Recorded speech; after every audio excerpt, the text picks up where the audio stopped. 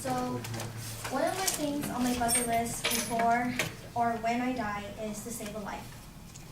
I was inspired by this idea when my little brother Andrew was born. Andrew was born with an abnormal heart, and he was a fighter until his last breath. On September 3rd of 2014, this year, he passed away at Children's Hospital in Los Angeles, waiting for a heart transplant that his little heart couldn't wait any longer for. He barely made it to his 8th birthday on September 1st. But the point of the matter is that some people are fortunate to live up to 100 years of life, and then there are cases like my little brother who only lived up to 8 years of life. So the essence of this is that even with that, there's still a chance to save a life.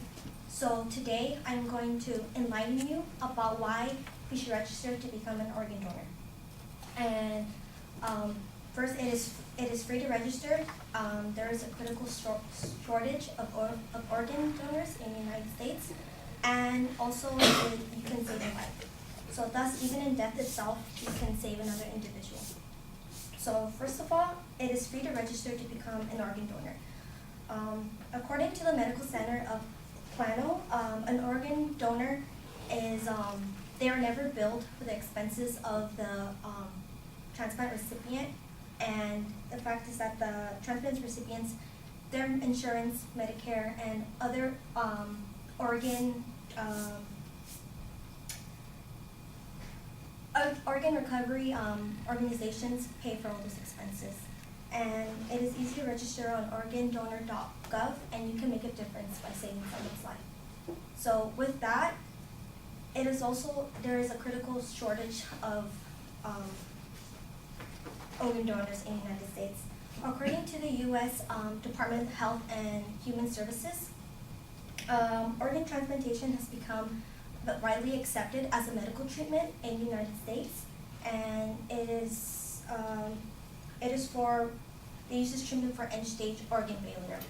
And each day, an average of, from this government statistic, an average of 79 people receive organ transplants. However, 18 people die every day because there's not enough organs to distribute out. So with that, according to Medical Center of Plano again, there is over 120,000 people in the United States waiting for organs.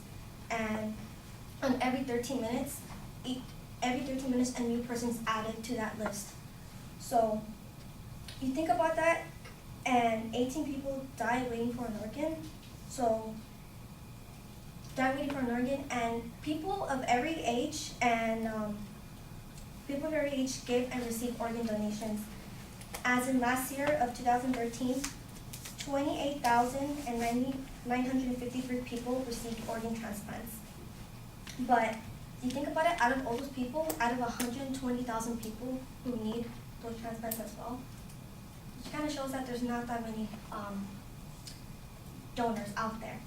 So, and referring to another statistic as for my little brother, according to the government, to the U.S. Department of Health and Human Services website, children to 6 to 10 years old, as my brother was 8, 292 children needed transplants in 2013. 228 were deceased, and 64 only lived. So you think about it, that's really heartbreaking news. So there's a lot of people out there who need organs or tissues, and there's not a lot of organs distributed out. So as with there's a critical shortage, by you registering to be an organ donor, you can save a life, and you can make a difference in someone's family. So why you should donate is that the U.S. Department of Health and Human Services, when you donate an organ, you can save up to 8 other people. So you can save up to 8 other lives and enhance other people's families and through your donation. So you have the power to change and make a difference.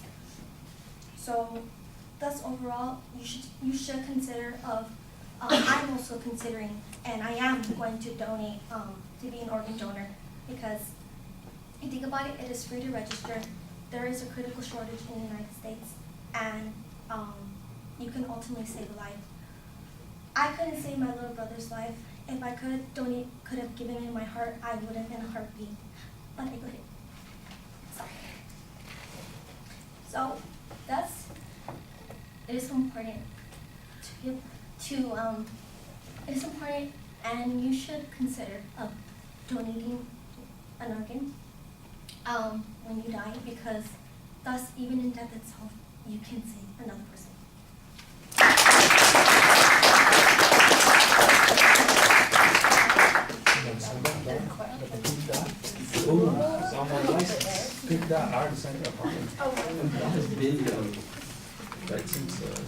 Kenneth, what did you think? Alright, so I thought it was fascinating because like every time I go to the DMV, it asks me there if I want to be an organ donor, and usually I always think to myself like, really, who wants like a piece of me? So I always just like ignore it, and now that I just first time experiencing this, like seeing someone like tell her experience on it, I think I'll take it into consideration and probably register myself. And I just thought it was fascinating. I found her statistics were pretty like legit. So yeah, I'll probably end up doing that.